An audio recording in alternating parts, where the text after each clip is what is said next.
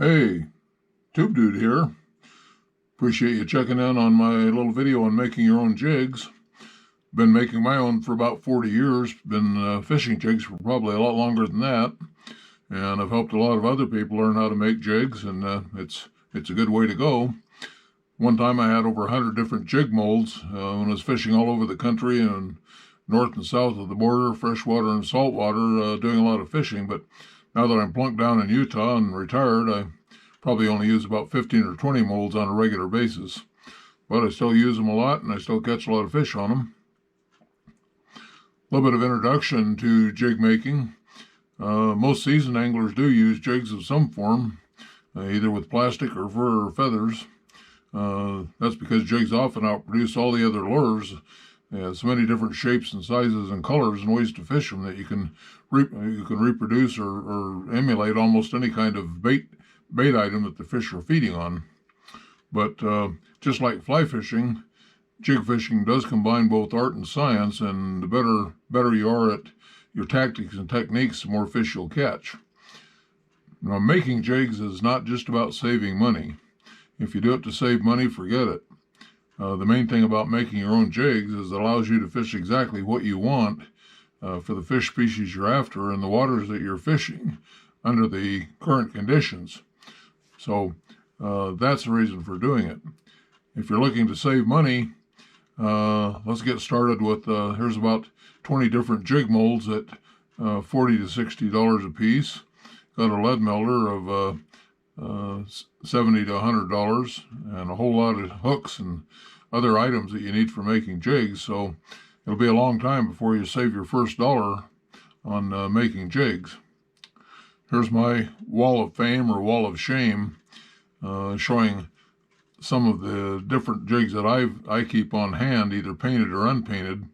And I don't do it just because I like to collect them. I want to have what I need when I go fishing.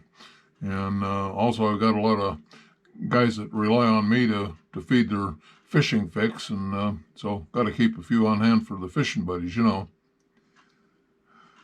What are my favorite jigs? I've got a lot of them, but these are some of the top ones. The football jigs, the little ones are great for ice fishing. Ultra minnows are good for vertical jigging or ice fishing. They hang horizontally, which is great. You can just fish them with a piece of bait on them, or you can put plastic or gulp minnows on them. The pony head Roadrunners on the right, fantastic lure. That flash and blade on there adds a lot of vibration and flash to bring the fish in. You can fish them either with a night crawler with a piece of plastic, or you can dress them up and make dress jigs out of them. Tube jigs are not painted because they fit up inside of the plastic tubes. Wobble jigs are one of my favorites. As the name implies, they have a nice wobble when you retrieve them or troll them. But where they really come into play a lot on my arsenal is for vertical jigging. Great for ice fishing or vertical jigging because when you snap them up, they zigzag, and when you drop them back down, they flutter, and that can be deadly on a lot of fish. Minnow jig heads, make those anywhere from 32nd ounce up to about a half ounce. The smaller sizes I use a lot for the little tube jigs, and you'll see a lot of those in the faces of fish when I start getting into the fish pictures. The larger sizes are great for fishing both plastics and shad bodies. The round with the no barb, you can put plastics on these if it's a good firm plastic, but they don't hold as well as the round with the barb. Now the round with no barb I use for dressing up with fur, feather, or fibers to make dress jigs. The dart, same thing. You can put plastics on them if you want, but I use them mostly for ice fishing or for dress jigs. Now, my marabou jigs, very popular with trout fishermen because trout just love little marabou jigs, and the trout sizes are usually on 16th ounce heads with size 4 hooks, but I make them also in 1/8 ounce with size 2, and even up to a 1/4 ounce or 3/8 ounce on size 1/0, 2/0, or 3/0 hooks for guys that are fishing larger waters for larger fish. But a lot of flexibility. You can make almost any size and color combination that you want once you get the hang of it and if you have the right jigs and know how to work with them. One of my own inventions a long time ago was a PBJ, a painted body jig. Got tired of having my chenille body jigs getting all gunked up with fish blood and bait and all that kind of stuff and losing their color and their appeal. So I started wrapping the bodies with the craft cord and painting them, and they lasted a lot longer and they're a lot prettier. I use these for what I call bait bugs a lot, which is put on a piece of worm or fish flesh or a piece of minnow or gulp minnow, and they're more like lures than jigs. One of the lines that I produce out of my PBJ bait bugs I call whitey runners. They're made for the whitefish that run up in Bear Lake. These are some of the colors and sizes I use. The sizes are 1/8 ounce on size 4 hooks. Again, you can make them bigger, but this is a perfect size most guys have found for the whitefish up there. And the good news is all the other fish like them too. We catch big cutthroats and a lot of big macks on them as well as the whitefish. If you have the right mold and the little wire forms to go in there, you can make your own jigging spoons with your lead melter. I make and use a lot of them in the 1/4 ounce up to about 1/2 ounce size. You can make them up to 2 ounces. And one of the good things about them is they're soft lead, so with a little pressure you can put a bend in them, and that'll give them a wobble on the retrieve, or they'll let them flutter when you're vertical jigging them. You can also buy the metal blanks and make your own sonar type lures, blade baits. And these work very well because they've got a nice tight wiggle, work really well for casting and retrieving or for trolling. But I use them mostly for vertical jigging and for ice fishing. Really good for a lot of species, especially when you put the glow on them. This is another one of my own inventions. I call them Pistol Pats, after the Pistol Pete fly that came out a few years ago with a little airplane spinner on it. My name's Pat, so I changed it to Pistol Pat. And it's amazing. I found a way to add a wire into my mold so that it's permanently attached to the hook, and after they're painted you can add the beads and the blades. And it's amazing how much more attraction that little spinning blade adds, especially if you're vertical jigging them or ice fishing with them, because that little blade spins at the slightest movement. So you can drop it down there and just kind of shiver it, and that little blade goes crazy and drives the fish crazy. So they're great lures, and you'll see a lot of them hanging out of the mouths of some of the fish in the ensuing pictures. Okay, let's get on with the fish porn.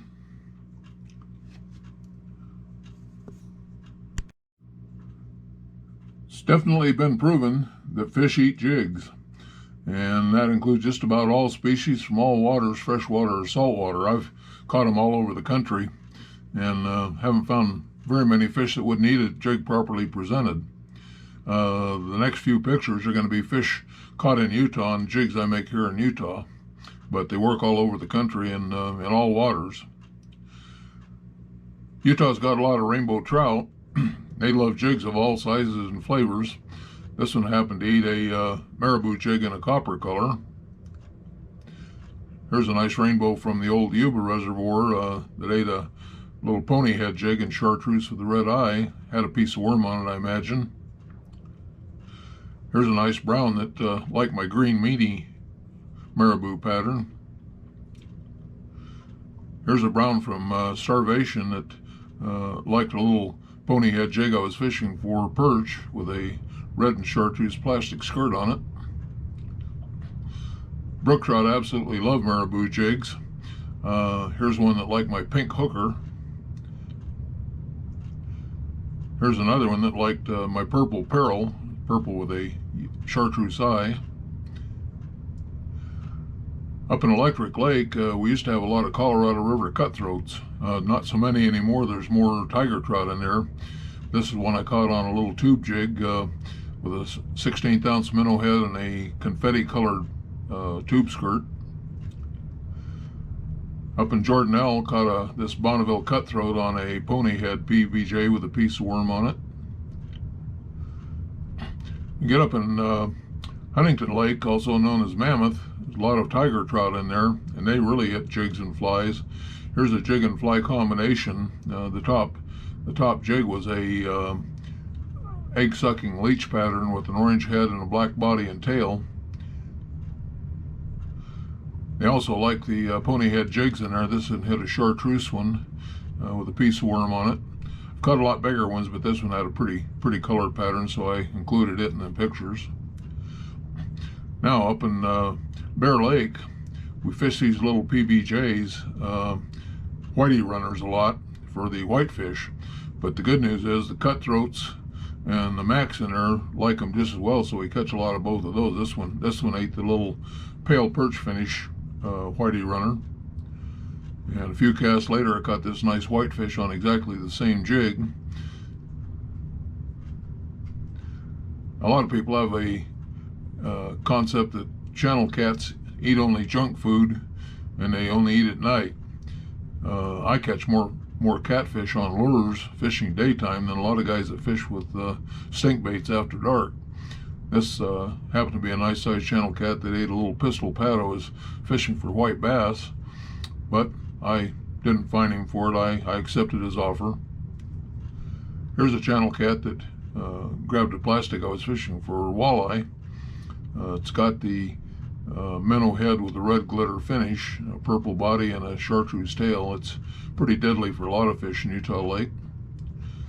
There's a bullhead that liked the concept, although I didn't like the bullhead. Now we're getting somewhere. This is a nice sized walleye that ate that combination with the red glitter head, and this one is a red glitter body instead of purple, but it hits both purple and chartreuse. Walleye like marabou. This is in starvation. This is a copper pat marabou, and they like that color as well as a lot of others. A lot of people have the idea that to catch a big walleye you need a big lure. It's not always true. This one had a little pistol pat. I was fishing for white bass, but I didn't complain. White bass will hit almost anything you throw out there. It's not hard finding something they'll hit. It's probably harder finding something they won't hit, but this is a little pony head jig with a plastic tube. And this is one that sucked down a whole 3-inch plastic. I was fishing for white bass. Now, big cousin wipers, they in Willard Bay, they hit almost anything that looks like a shad. This has got the minnow head jig head, and then a plastic twister that looks like a shad. Now, this one just had a little blue and clear sparkle plastic fish being fished for crappie in there. But again, I didn't complain. I do accept all offers. Smallmouth hit a lot the same stuff that the wipers do in Willard Bay. This is the same minnow jig head, only this is a plastic shad body instead of a twister. Now, smallmouth are also usually hit large plastic baits, but this one took a little confetti colored tube jig being fished for white bass, or pardon me, for perch up in Jordanelle a while back. They don't have many big smallmouth in there these days. Again, largemouth bass usually known for hitting the larger lures, but this one took essentially the same one that the smallmouth in the previous picture took, a confetti colored little tube jig with a 16th ounce head. And bluegill love jigs. This is an orange glitter with a chartreuse tail, piece of worm on it. Green sunfish hit anything that bluegill will hit. They average a little smaller, but they got a big attitude. This one almost totally gulped down the jig. Now, up on starvation, perch up there are almost like white bass. They'll hit almost anything, but they do really like those little tube jigs, the red with the chartreuse tail. And here's a pony jig head with a piece of worm on it. This one hit a Fire Tiger 3-inch plastic being fished for walleye, so had a big attitude and paid the price for it. Crappie are also notorious jig biters. They eat all kinds of jigs. This one hit a marabou jig on a round jig head. This one liked the little blue and clear sparkle. That's one of my favorite lures up on Willard. 16th ounce silver head with a chartreuse eye. And silly carp, they just don't care. They hit the same thing that the other fish do. It took the same blue and white jig that the crappie do. And if you're really into trash fish, you can catch chubs on the lures too. This is a big one from the old days at Starvation when there's still some big chubs in there. Took a little pony head bait bug with a piece of crawler on it being fished for perch. And even the lowly sucker will eat a jig. This one probably thought this was a leech creeping across the bottom and slurped it in. And there he is with his picture in my documentary. Well, that pretty much covers the fish porn part of it. Hope you liked it. Okay, before we get into the actual video of how to pour and trim jig heads, let's do a little classroom first. First of all, the materials and tools that you might need. Start off with some 100% pure lead. We'll talk about that more a little later. You need something to melt the lead in. You'll need a mold and hooks in order to pour your jigs. And you'll need some basic tools like long nose pliers, screwdrivers, nippers, and so forth. And we'll cover each of those individually. Let's talk about the science and the physics of lead melting. Lead liquefies at about 600 degrees Fahrenheit. Lead melters take the lead up to about 800 degrees, so that leaves about 200 degrees to work with. So when you pour it in an aluminum jig mold, the aluminum has a very high coefficient of heat, sucks the heat out very quickly, and the jigs harden very quickly, so you can take them out of the jig mold almost as soon as you pour them. A lot of people are surprised to see that. They think you have to let it cure inside the mold. You don't. Now, all that will be true if you're using 100% pure lead, but if you get lead with alloys in it, like tire weights are a good example, that raises the melting point of lead, and the lead doesn't flow as easily into the mold, and you're liable to get some bad molds without barbs and some of the other details on your jig molds. So use 100% pure lead. Here's a quick rundown of my work area. These are all covered in detail, but this just shows what it looks like all set out, starting with a metal pan on the bottom to prevent damage to tabletops or desktops. Now, if you're really going to get into jig making, you might want to get into getting scrap lead and making your own ingots, but you don't have to do that because you can buy 100% mold, 100% lead in molded ingots already. You're going to pay $2 to $3 a pound for that. You get it for a lot less if you get the scrap lead. The only thing is you're not always sure that you're getting 100% pure lead. I use this lead melter.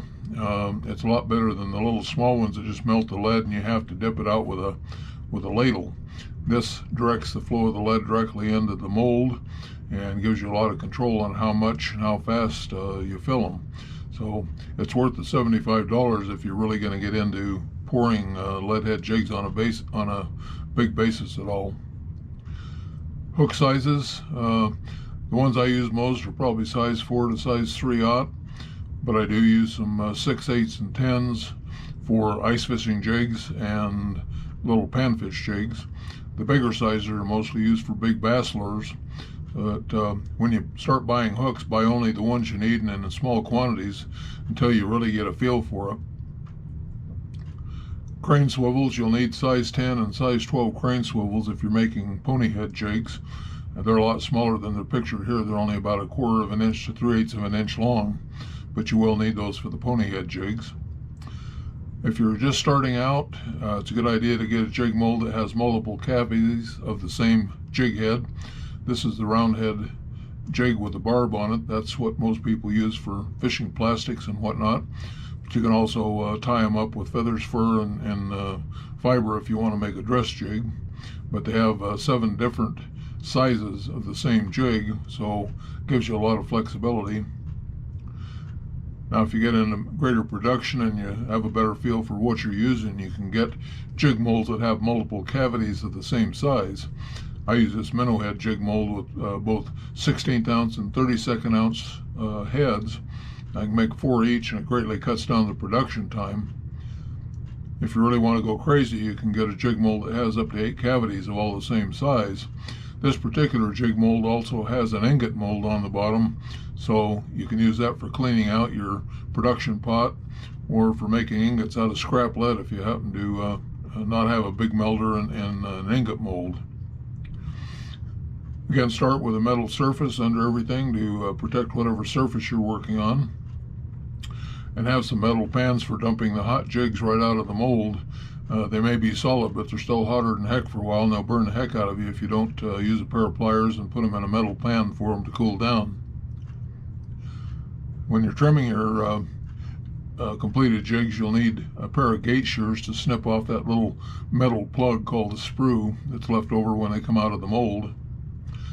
You'll need a screwdriver for adjusting the plunger if you're using a production pot. That's the little shaft that rotates down into the hole, and that'll be demonstrated in the video that'll be upcoming. Also, the long nose pliers are used for just about everything for handling hot jigs. They'll keep you from getting burned, and also when you're trimming your jig heads later, use this for grabbing and twisting the sprue while you hold it with the flat nose pliers on the actual jig head so that you don't mess up the head with the ridges that are on the long nose pliers. That about finishes the tools and materials that we need. Now let's get on to the fun part and have some videos. Okay, let's get into pouring some lead and seeing how complicated that is.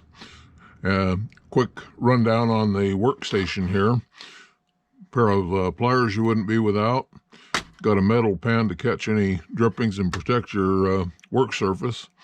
You've got a lead melter that heats the lead up to 800 degrees. Lead melts at 600 degrees. You got a little catch pan here to hold the completed jigs after they're poured. And this is a jig mold that we use to make the jigs. And these are the hooks. You got extra supply of hooks.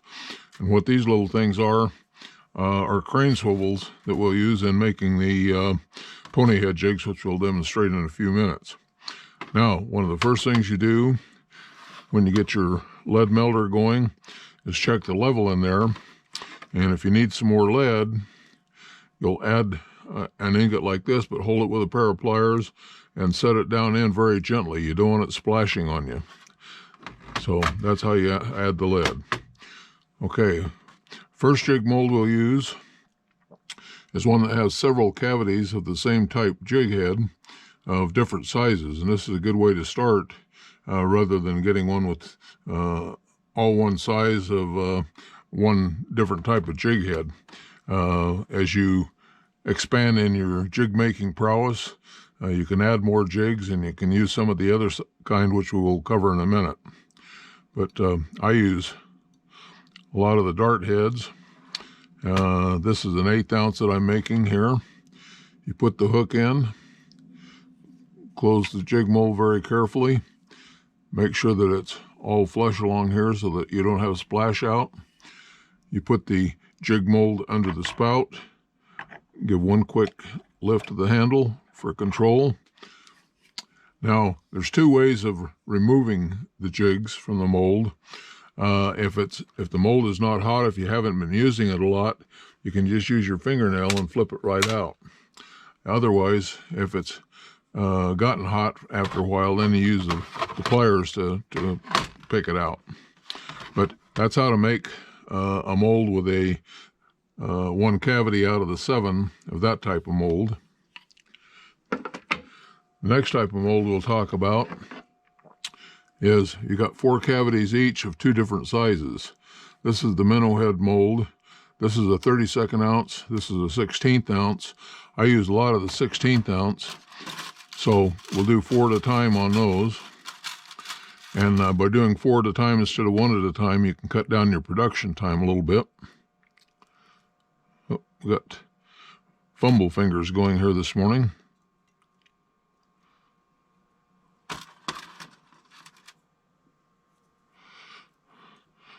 Okay, that's 1, 2.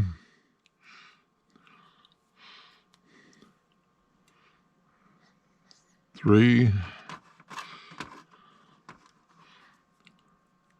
And 4 hooks. Looks like we got the wrong size hook in that one.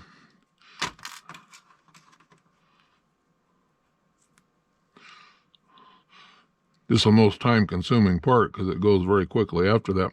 One of the things that surprises a lot of people is how quickly the lead hardens in the mold that you can dump it out almost immediately after you pour. So it really doesn't take a lot of time from that standpoint. Okay, here we are. We got it all closed up. It's flush. Go 1, 2, 3, 4. So we got four made. We can do it all with our fingernail, but maybe you got a couple here that are stuck in a little tighter, and you can use your pair of pliers. So that's the 2 ways of unloading your jig mold. Okay, that covers the 2x4.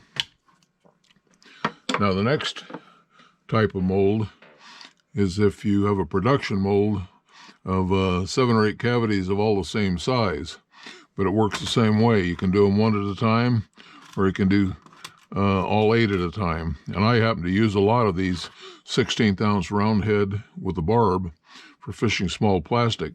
So a lot of times I will make 8 at a time. But in this particular case, we'll just do 1. And I think that one was in the middle.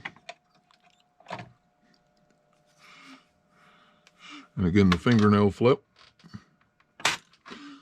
And that one's done. Now, the last one that we will do is the pony head mold. And before we do that one of the things you occasionally have to do is clean out your spigot a little bit with a little wire, because it does get jammed up in there a little bit. You have to make sure it's a good clean flow. Okay, this is a pony head jig, and again, we use a little crane swivel. Goes in that spot right there, and then the hook.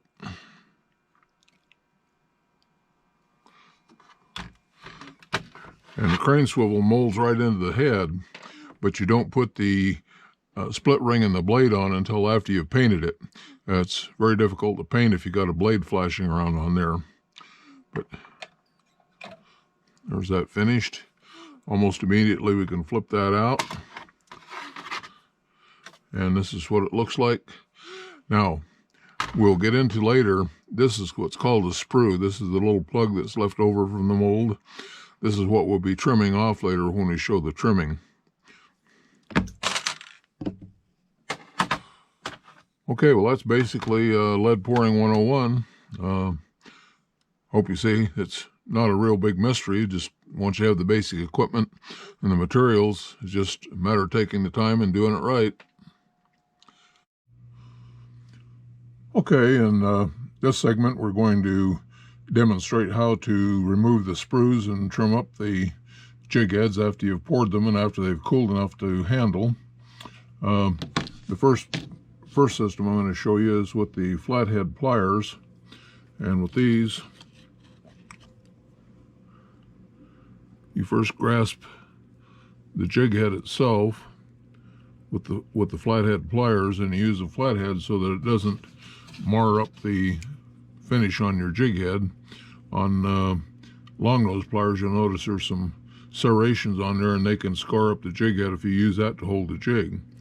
But use the long nose pliers to just twist the sprue off, and then you've got a cleaned jig head.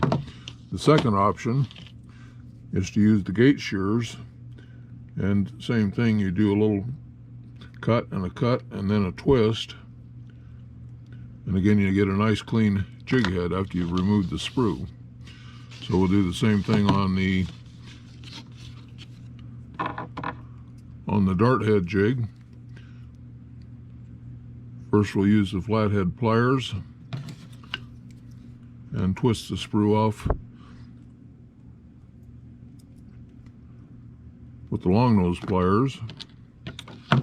And secondly, we'll use the gate shears to do a nice clean trim. Not bad. The third type we will do is the minnow head jig. Again, we hold the sprue with the long nose, hold the body of the jig with the flat nose. Give it a few twists, comes off free. Second option is to use the gate shears. And it's a good idea to do that slowly rather than one big cut. You seem to get a cleaner trim that way. That's ready to paint. And lastly, we have the round head.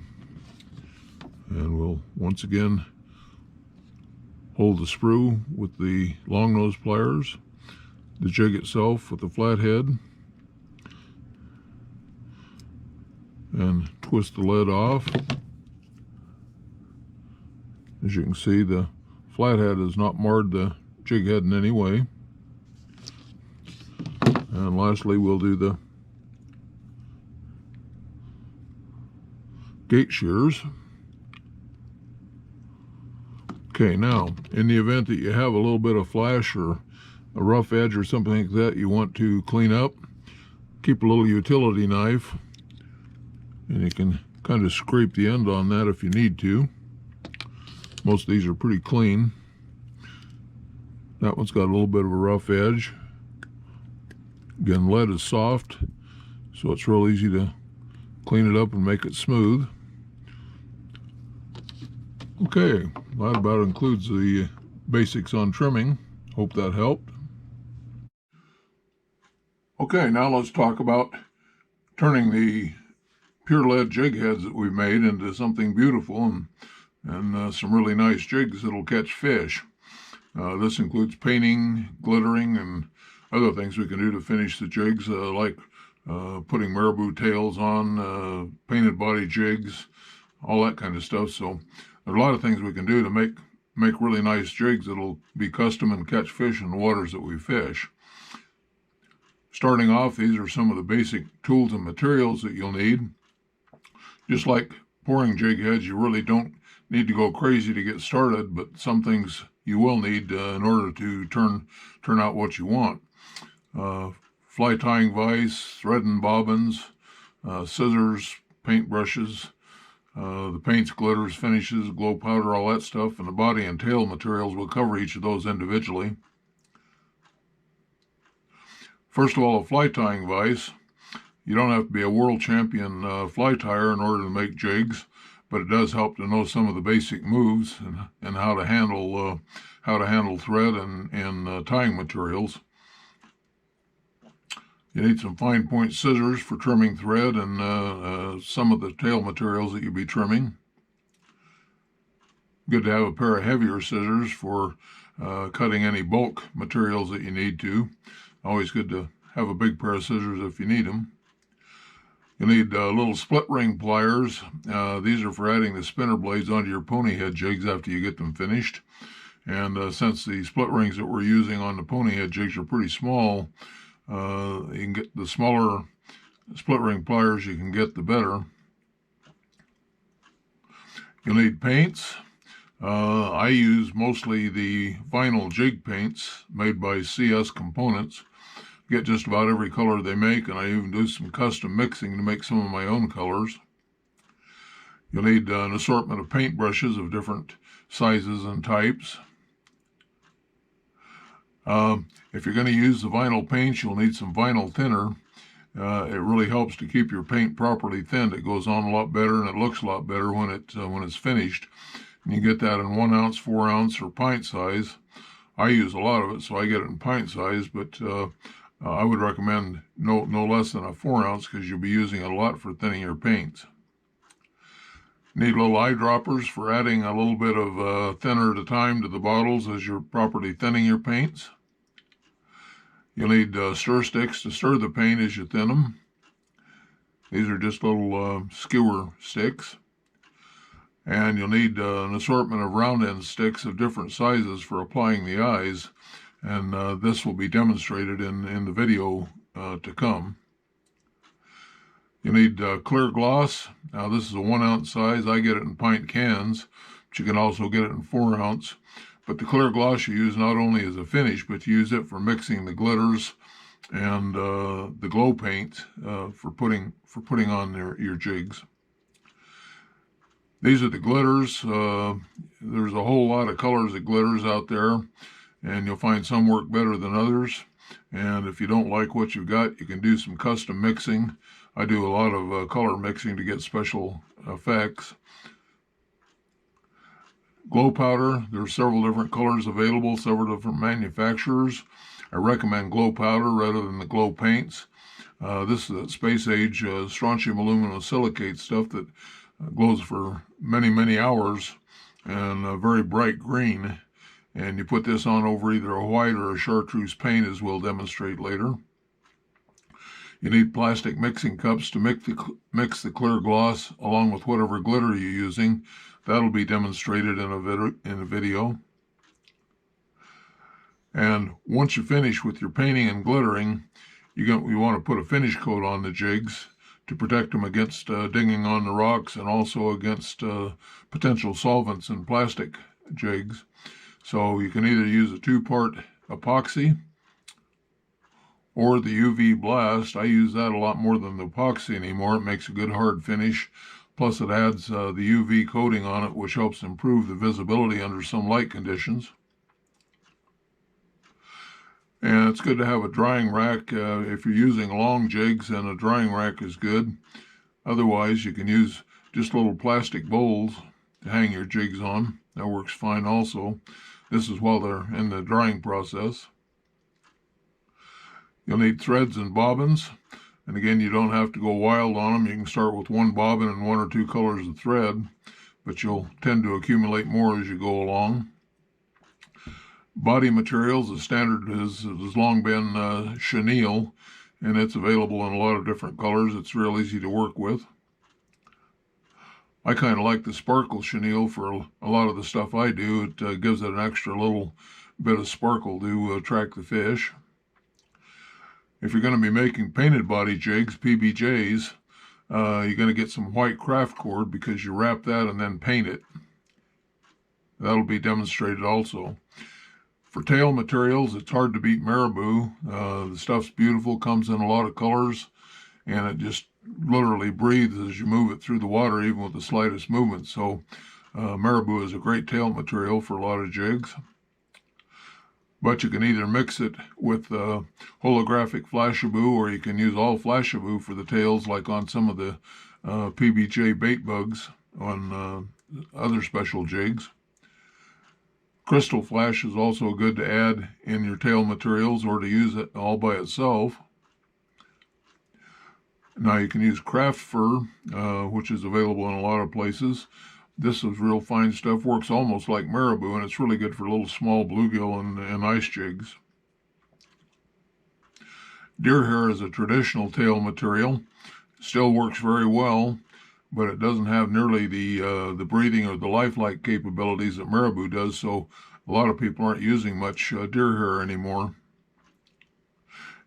And that about covers the basic tools and materials of dressing up your jigs. Now let's get into some videos to show you just exactly how to do that stuff.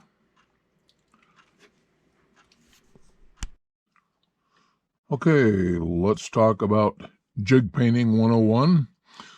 This is kind of a little layout that I normally use. Starting off with, I've got a plastic bowl that I use to hang the jigs in between painting processes. A pair of hemostats for handling jigs that are a little bit too small to be painted by hand. The different paints that we'll be talking about. This is my bottle with various stir sticks and paint brushes. And let's start off with the paint. I have got a lot of these already pre-painted just to save time and repetition, but I will do the white just to show you the steps. Okay, we start out with a jig fresh out of the mold. That's plain lead, no paint.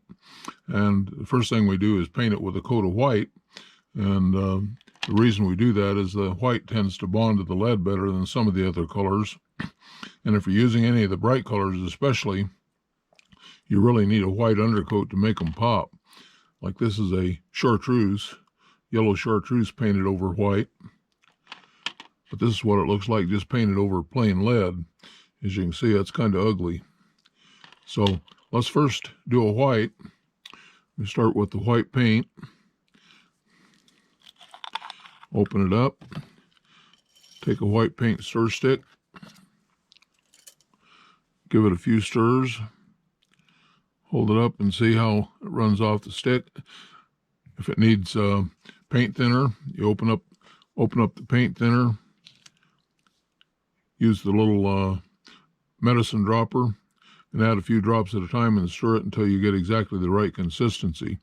It's important to have properly thin paint because it'll coat easier. It'll make a nice flat coat, but don't thin it so much that it runs off and globs up. So let's go ahead and paint that first jig. First of all, a handy dandy fast food free napkin serves as a good place to wipe off your stir sticks. Now, I keep a bottle of paint thinner with a couple of nylon brushes already rigged up so I don't have to do a complete clean out every time I use one.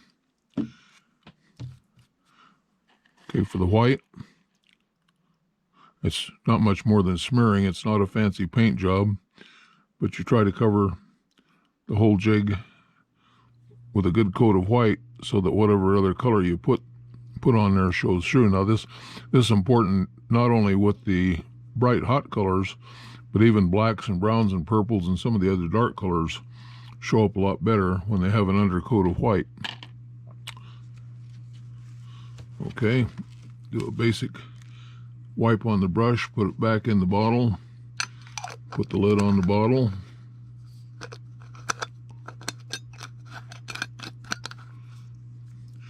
Okay, now we're ready to talk about some of the other colors, and all of these have a good place. Okay, we already talked about the yellow chartreuse. This is one of the most fish attracting colors there is, along with white and hot red. There is another chartreuse color called the green chartreuse. Don't know if it shows up in this particular light on this video or not, but it's just a slightly more greenish chartreuse, and very, very good color for trout and many other species. The next color we'll talk about is the hot pink, and again, this can be used with a lot of different plastics. Goes really good with white plastics, chartreuse plastics, even with black and even with purple. Next color we'll talk about is flame red, and again, as with the hot pink, it goes really good with whites, chartreuse, and even black and purple. Hot flame red has long been proven a good color for many species, especially in murky water, low light conditions. And the final color on the red hook models will be purple. Now, I very seldom use a purple painted jig head as is. I usually cover it with what I call my purple fire glitter. It's a mixture of red and purple glitter. Makes a really good looking head, but I do two different kinds of eyes. I do one with a hot red eye spot, and the other I do with a chartreuse eye with a black pupil. I call that my purple peril. The other is a purple fire. Okay, that covers the red hook models. Now let's get into the gold hook model. Okay, I've got two pre-painted white ones. I'll be doing two different kinds of eyes on here. One will be a hot red single spot eye, which is a great head. The other will be a chartreuse eye with a black spot for use for white minnow imitations and that type of thing, and that works very well also. I've also got two blacks painted up. That's what the black paint looks like. And the black, I make two kinds of eyes on that. One is a white eye with a black pupil. The other is a chartreuse eye with a black pupil. And they both have their places either for plastics or for dress jigs. The next color that I do a lot is brown. But again, I don't use just the plain brown. I usually make this into my motor oil finish, which uses a mixture of red and green flakes over the brown. Really makes a great looking head. And next to last is my what I call light olive. I've taken watermelon and added a little bit of brown to bring it up to the what I call light olive. And this again is used for making green marabou jigs mostly, but I also use it for making crawdad colored heads for fishing with brown or green plastics. And the last color we'll talk about on the gold hooks is blaze orange. And this is definitely a proven color for many different species. There's a lot of fish that just love blaze orange, and this in combination with white, black, purple, or green, almost any other color, really makes them pop. So it's a good color to have in your arsenal. Okay, that pretty much covers the basic painting. Next segment will be on adding glitters, and then we will do one on adding eyes. Okay, let's talk about putting glitter on our painted jig heads.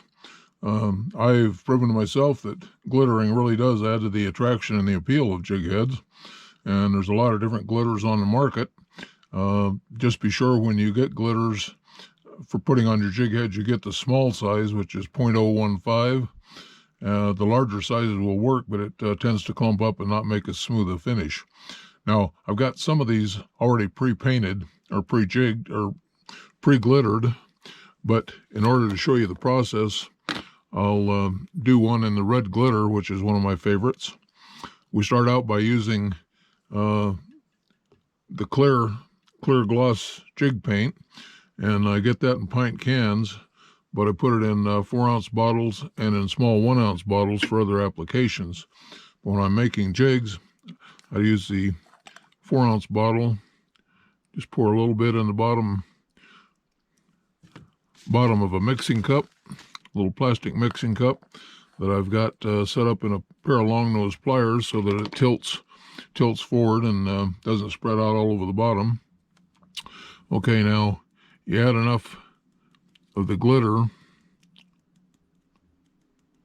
to make a good firm mix, and again, this is the 0.015 glitter. We use a little paintbrush out of our special bottle of thinner for glitter and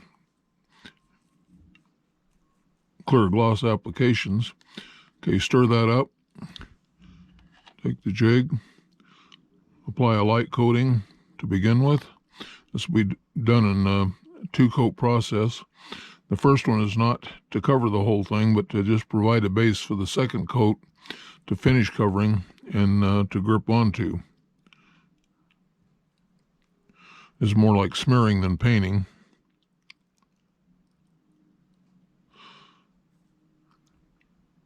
That's a good enough first coat. And while it's setting up ready for the second coat, let's talk about some of the other colors.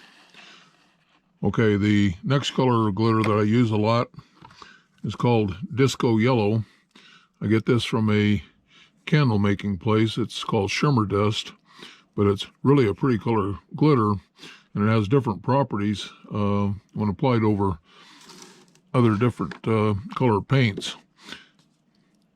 Again, this is what it looks like in the dish. Now on a yellow chartreuse, this is what it looks like. On a green chartreuse, it's slightly different, but it does give it a really good extra color. Just to give you an example of how it looks different, here's the orange paint with that disco yellow. It almost looks gold on that one. And over black, it makes what I call black neon. Next color we'll talk about is the pink glitter. This is what it looks like in the mixing cup.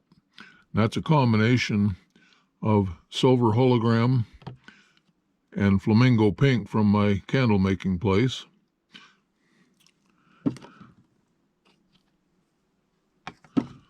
But pink is really good, and as far as an eye, we usually just put a black dot eye on it. Next one we'll talk about is what I call purple fire. That's a mixture of red and purple flakes over a purple paint base. Makes a great jig head both for marabou jigs and for fishing plastics. Okay, now we'll come back to finishing up our solid red glitter. Okay, the first coat is pretty much dry enough to put the second coat on. You see that light second coat just totally finishes filling in all of the uncovered spots.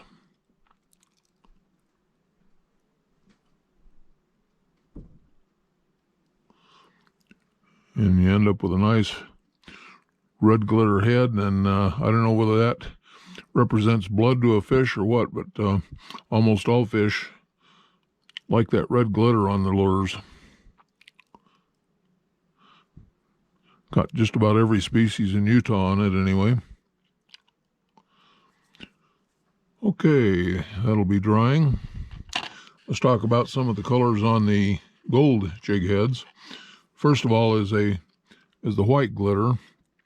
Now it doesn't really look that good just to look at it, but it's a mixture of white glitter and what's called diamond dust, and it does make it shine, and it's a lot brighter than just a plain white paint job.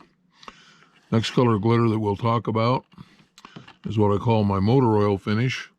This is a mixture of red and green flakes over a brown painted base coat. Makes a good motor oil color for making crawdad imitations. My next color is what I call my green meanie. It's an olive paint undercoat, and the glitter is a mixture of emerald green, light gold, and some chartreuse.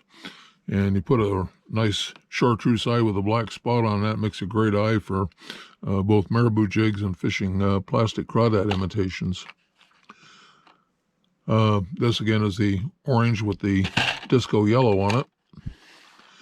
Now the last glitter one we'll talk about is the silver glitter. And like the red, it's a two-part process. You put the first coat on, let it set up, then put the second coat on it. And this is a fine all silver. Makes a great head. Now the last thing we'll talk about is glow. I don't use glow paint. I prefer the glow powder. The strontium aluminum silicate space age mix really takes a good charge and lasts for hours and hours and hours. It's a lot better than any of the paints. And you mix it up in a cup with some of the clear gloss, just like you do a glitter.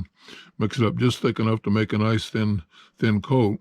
Now it dulls the white finish, and you also put this on over chartreuse and it works very well. It dulls the finish a little bit, but by the time you put some white glitter back over it, it brings a sparkle right back and makes for a very good looking jig. So that's it for glittering and glowing. Hope it helped. Okay, let's put some eyes on some jigs. Eyes have it when it comes to jigs. Jigs with eyes on them always get harder strikes and more strikes, seems to me. So I put eyes on almost all my jigs. Now I've got a lot of these all pre-painted in the different colors that I use, but I've saved 5 here for quick demonstration purposes to show how I actually put each of the eyes on there. A couple things you need. Need some eye sticks, which are sticks with rounded points on them of different sizes and different colors that you use for the different eyes that you put on there.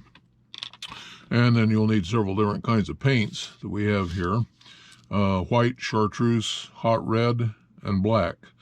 Those are about the only 4 colors that we use for the eyes. Now, of these 5 jig heads that we're going to do for demo, the orange one will have a single black eye. The 2 black ones, one will have a white eye with a black pupil, the other will have a chartreuse eye with a black pupil, and then the 2 on the end will both have hot red eyes, and we'll go through that part. Let's start out first of all by putting the white base spots on the 2 black ones, and for this we'll need a rounded end for the white. We'll dip it lightly into the white and touch it lightly on the black. Now it's really important to have your paints properly thinned, or else when you touch it like that and pull it away, sometimes it'll leave a trailing thread of paint across the jig and mar the finish on it. So always make sure your paints are properly thinned before you do this kind of stuff. Okay, that was one.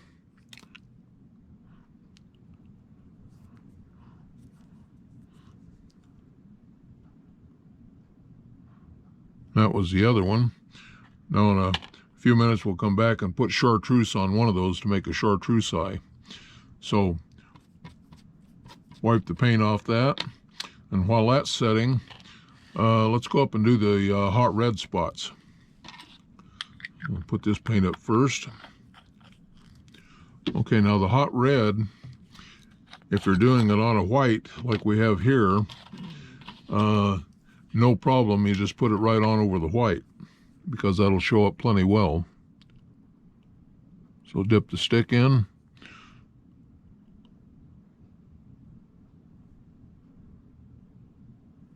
Put a nice red spot eye on there. A nice red spot eye on the other side. That's it for the white. Now for purple or any other dark color that you want a hot red eye on, you're going to have to first put a spot of white on there, or else it won't show up. But with the white spot on there, that red eye shows up very vividly, and that's really a good contrast on these purple fire jigs.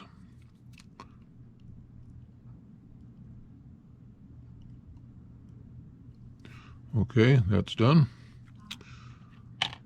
Okay, so that's the first part. Now let's go back to our black jigs. We have to put a chartreuse spot for the eye on one of those. So we take the yellow chartreuse, we take the yellow end of that stick, dip it lightly into the chartreuse paint, put it right over the white. And again, without white, that chartreuse wouldn't show up at all, especially on a black surface. So there's your chartreuse for your chartreuse eyes.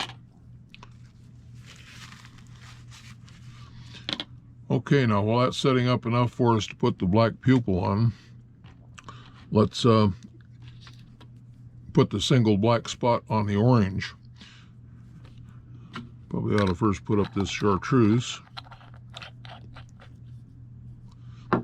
And we'll get the black out that's been properly thinned. Okay, now for both the orange and the pink, we just do the single black spot. That's the only eye we put on there. Dip it in. One nice little round black spot. That's all the eye you need on this one. But it definitely makes a difference. Okay. Now these others are probably set up enough that we can go ahead and put the pupils on them. This is the white with a black pupil.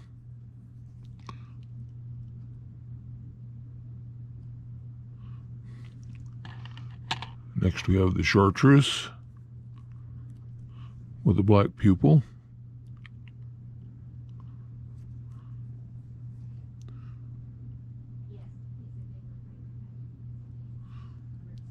Looks pretty good to me. I'd eat it, but I eat anything. Okay, that's it for the painting. Pretty simple process on the different types of paints. Now let me go ahead and reorganize these a little bit. We'll go around the bowl and talk about the colors individually with the options for each of the colors. Okay, these are all on the gold hooks here.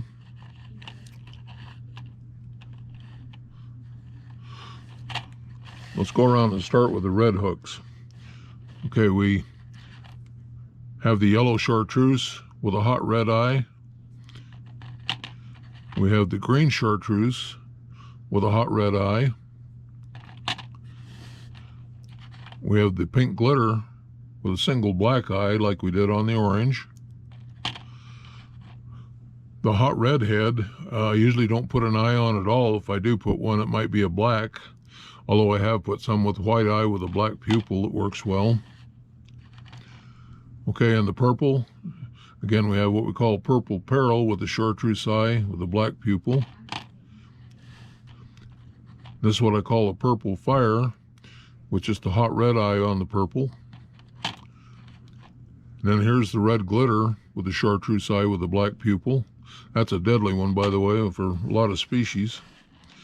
Okay, getting around to the gold hooks, we have the white glitter with a chartreuse eye. That's great for all white plastics and minnow imitations. Chartreuse with the red eye is also deadly with white plastics, one of the best lures around the country for freshwater or salt. In the black, we have the white eye with the black pupil, the chartreuse eye with the black pupil, and back to the orange with a single black spot for an eye.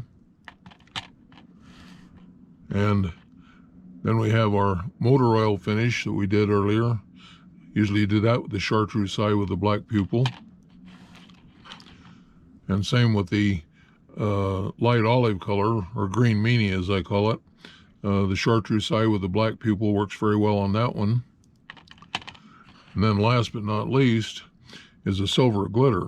And again, the chartreuse eye with the black pupil finishes that one off very nicely. So that's about it on the eyes. You can experiment around. There's a lot of different colors you can use. I've used orange background with a black pupil, single orange eyes, multi-spot orange, multi-spot red. There's a lot of different things you can do once you get carried away. But it's all fun, and as long as it works and as long as the fish vote for it, that's all that's really important, right? Okay, let's tie a couple of boo jigs here. These are little size 4 16th ounce jigs that are just deadly on trout. Start out doing a purple peril. Wrap this one with purple thread. Try to build up a little bit of a base on the body to help prevent it from rotating. Trim the thread. Next step is to tie in a marabou feather for the tail.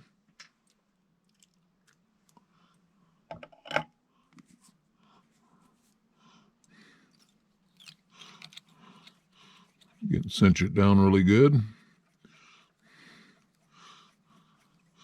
And a second marabou tail makes it a little bit fuller.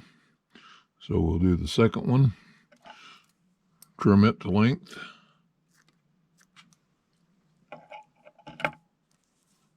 Make sure it lines up with the first one. And wrap it in tight.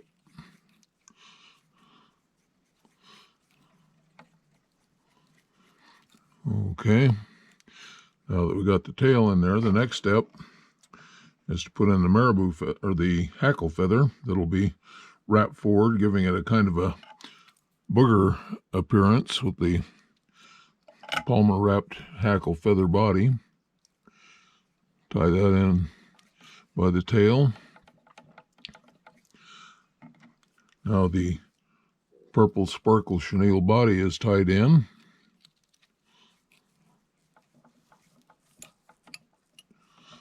Wrap forward.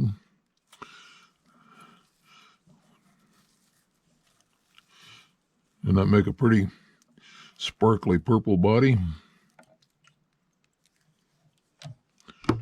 Okay, a couple of 3 wraps to secure that. Trim it. Next step is to wrap that hackle feather forward. Take a pair of hackle pliers, clip it onto the end of the feather, and wrap it about 4 or 5 times around the body. Give it a ribbed look with the hackle feathers.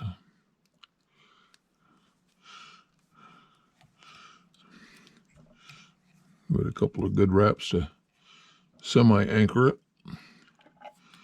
Trim off the end.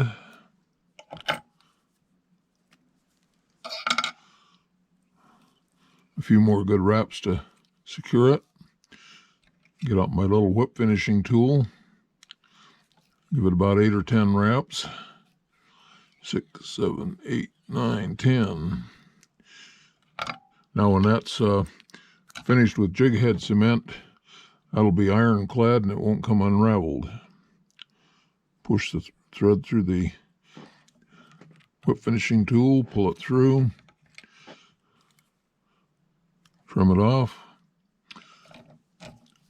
That is a purple pearl boo jig, deadly on a lot of fish. Next one we'll do is my green meanie. That's a green paint with 3 different colors of glitter mixed for effect. We'll do this one with green thread.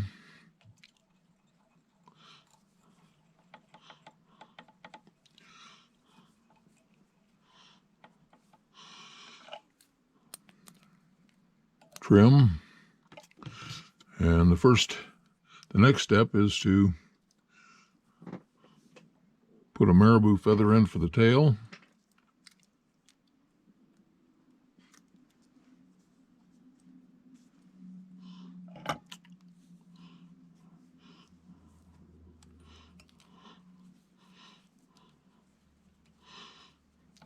Now we want to really wrap this down tight to make sure it doesn't rotate.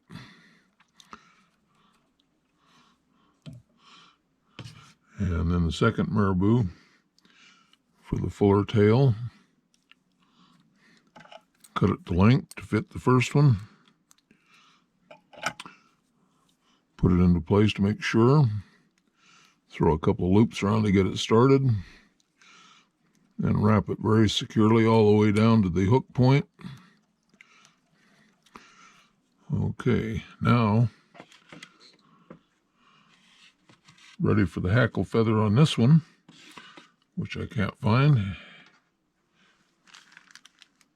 I'll get one over here.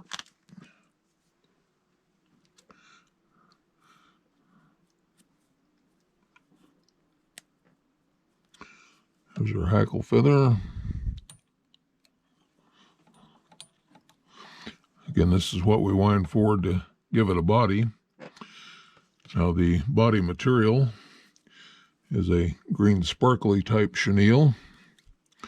Looks really good in the water.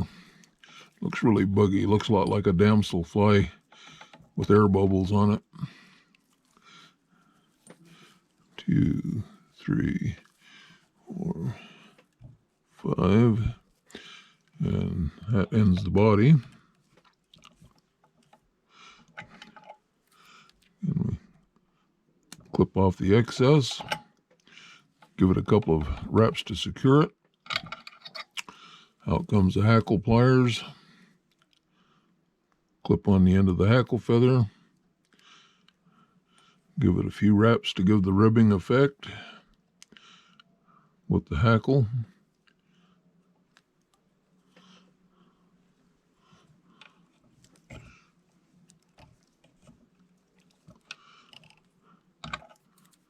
Trim that off. Give it a few more wraps to secure it. Get the whip finishing tool. Another 10 wraps on the head to secure that.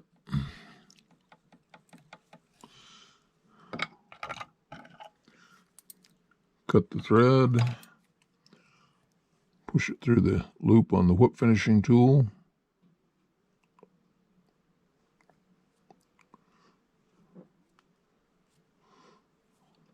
Well, had it, and then I pulled it out. Fumble fingers day.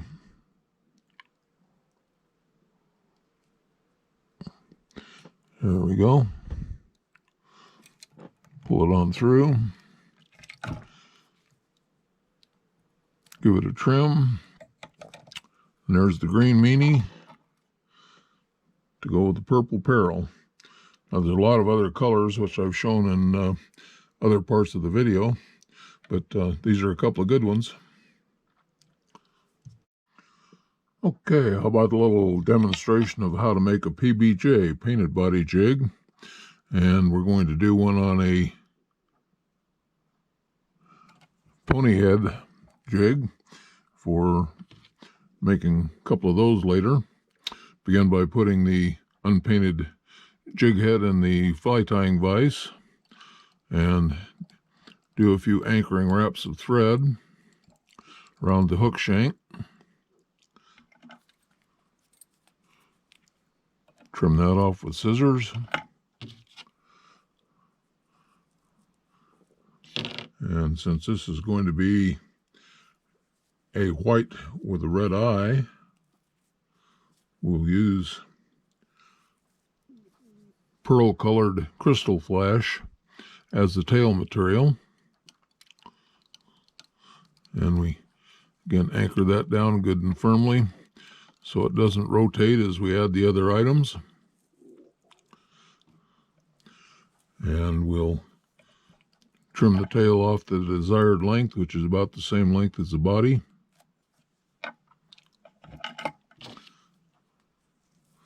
And clamp that in a hackle pliers to save for later. The next step is to put in the craft cord. This makes the wrap body that we end up painting to make a painted body jig. The craft cord is soft, but it wraps into a fairly firm finish, which is suitable for painting. See, it makes a nice even build-up body. Get it up to the front. Put 2 or 3 wraps around it to secure it in place. Using the point of the scissors, we cut it off as close as possible to the body. And then we cinch that down again. And using my own little invented tool, the whip finishing tool, give it about 7 or 8 wraps.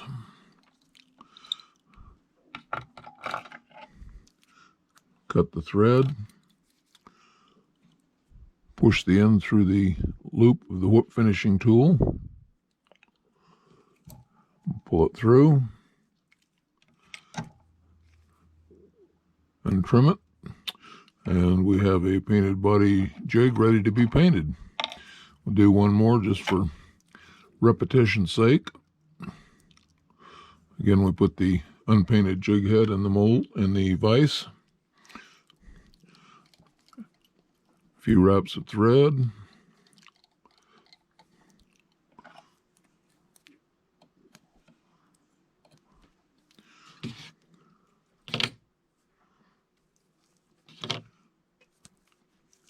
Tie in the tail material, which in this case is pearl-colored crystal flash. That's anchored. Trim the tail. Bring up the craft cord body material.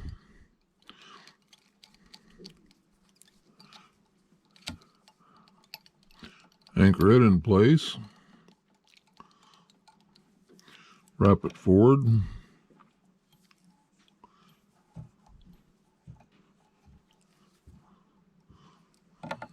Tie it down.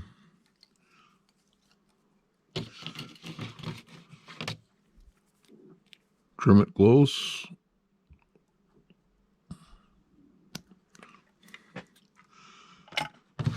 And bring up the whip finishing tool.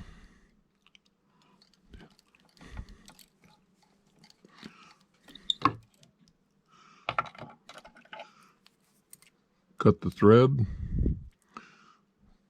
Push it through the loop. Pull it through. Trim it off. And we have 2 painted body jigs ready to be painted.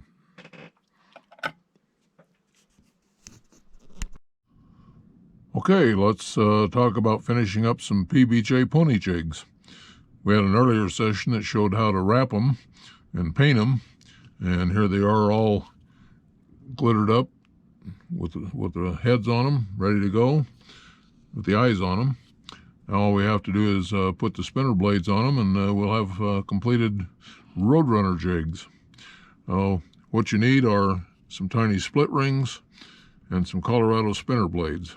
I like Colorado best. You can use any other kind you want, but Colorado's work best for me. The first step is to take the little split ring and your split ring pliers, and you grip it and open up a gap. Take the spinner blade, put it into the gap, rotate it around where you got the spinner blade in a gap, and you pick up your pony head jig and take that into that swivel, fit it into the gap over the end of the split ring, then rotate it around until it clicks into place, and you have a completed pony jig. Do the same on the other one. We've already got the spinner and the split ring on it.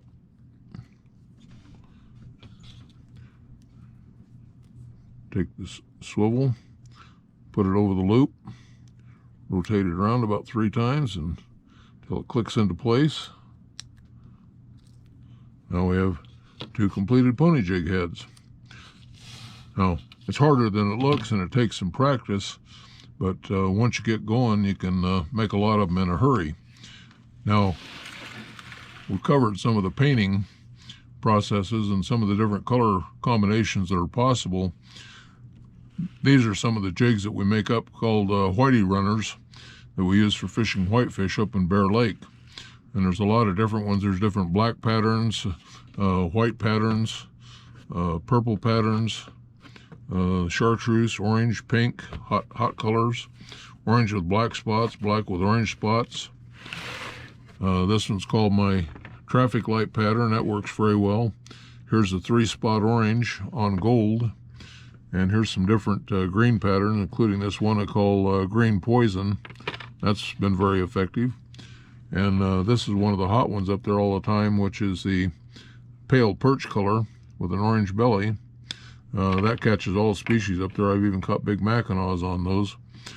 But anyway, that finishes up the session on pony heads, and hope you make some and have a good time with them. They're a lot of fun to fish, and they do catch fish.